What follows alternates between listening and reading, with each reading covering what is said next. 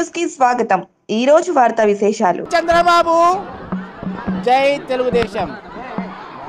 నేను కర్నూలు ఎస్పీగా పనిచేసేటప్పుడు సారు ఈ యొక్క రంజాన్ తోఫా ప్రోగ్రాం నంద్యాలలో లాంచ్ చేశారు. భారీ వర్షాలు, భారీ ప్రజలు, పేద ప్రజలు. అది చూసిన తర్వాత అప్పుడు సార్ సీఎం, ఐఎమ్ టాకింగ్ 2016, అప్పటి నుంచి మా ముస్లిం సోదరులు ఏదో విధంగా ఆదుకోవాలనే ఉద్దేశంతో ప్రతి సంవత్సరము మేము రంజాన్ తోఫా ఇస్తున్నాం. ఈ రంజాన్ తోఫా కూడా టెంపరరీ రిలీఫే వాళ్ళకి చాలా రిలీఫ్. కావున చంద్రబాబు నాయుడికి మీ ముఖాన అందుకి శతకోటి ధన్యవాదాలు చెప్తున్నాను. ఎందుకంటే 5,453 కోట్ల బడ్జెట్ ఇచ్చాడు మైనార్టీస్కి. The great personality Chandrababu. కావున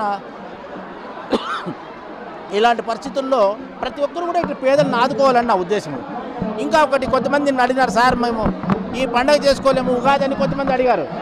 వాళ్ళకి కూడా షార్ట్లీ ఒక 200-300 మందికి నేను ఉగాది తోఫా కూడా ఇవ్వాలని రిలీజ్ చేసుకున్నాను. మీరు పాత్రికేయులు ఇది గమనించండి, వెరీ ఇంపార్టెంట్. ఇంకా ఒకటి, మనకు రాయలసీమ అంటేనే బ్యాక్వర్డ్, మన అందరికీ తెలిసిందే. ఇక్కడ ఎన్టీఆర్ ట్రస్ట్ లేదు, స్కూల్ లేదు. ఎన్టీఆర్ ట్రస్ట్ స్కూల్ ఎన్ని ఉన్నా తెలుసా? IAS వరకు ఫ్రీగా చదివిస్తారు మీరు బాగా చదువుకునే వాళ్ళు ఉంటే. అలాంటి ట్రస్ట్ ఒకటి స్కూల్ ఓపెన్ చేయాలి రాయలసీమలో. అందులో అనంతపురంలో పెడితే సెంటర్ అన్నమాట. ఇది ఇట్లా తిరుపతి, ఇట్లా మనం కడప నుంచి కర్నూలు నుంచి వాళ్ళు కూడా సెంటర్. ఇది హార్ట్ ఆఫ్ ది మన రాయలసీమ. కాబట్టి ఈ స్కూల్ ఒక ఎన్టీఆర్ ట్రస్ట్ స్కూలు రాయలసీమలో ఏర్పాటు చేయాలి, స్ట్రాంగ్ డిమాండ్ అది. మేము భవిష్యత్తులో చేసే కార్యక్రమాలు కొంటే ఇంకోటి చెప్తాం మీకు. Cancer hospital, Basavatarak cancer hospital. మనందరూ క్యాన్సర్ వస్తే లక్షలు ఖర్చు పెడుతున్నాం, ఫ్రీగా చేసుకొని పోతున్నారు.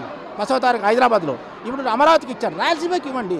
మా వాళ్ళు ఖర్చు పెట్టలేరు, రాయలసీమ వాళ్ళు పూరు, మనందరికీ తెలిసే కదా. కాబట్టి అది ఉంది. నేను భవిష్యత్తులో ఎలాంటి కార్యక్రమాలు పెడతామంటే, మన ఎవరికైనా ఇండ్లు లేని వాళ్ళకి ఇల్లు శాంక్షన్ చేపిస్తాం, పెన్షన్ లేని వాళ్ళకి పెన్షన్ శాంక్షన్ చేస్తాం. తర్వాత మాకు చదువు రాదు అనే వాళ్ళకి, మా పిల్లలు అమెరికాలో ఉన్నారు, వాళ్ళు ఫండ్స్ కూడా ఇస్తారు. ఎవరైనా poor people, poor students, highly intelligence, బాగా ఇంటెలిజెన్స్ చదవలేరు, అలాంటి పరిస్థితుల్లో వాళ్ళందరూ కూడా సాయం చేయాలని మరి కోరుతున్నాం. మా యొక్క ఆకాంక్ష. ఎందుకంటే ఈ కాలంలో ఖర్చు పెట్టేది తక్కువ. ఎవరైనా కానీ ఖర్చు పెడితే దానికి, ఇప్పుడు నా దగ్గర ఒక 500 రూపాయలు ఉంది అనుకోండి, ఈ 500 రూపాయలు ఖర్చు పెట్టేస్తాను, నీకు ఇచ్చాను అనుకో, నాదే అది. ఇది ఎవడో కొట్టేసుకుపోయినాడు అనుకో, నాది కాదు కదా.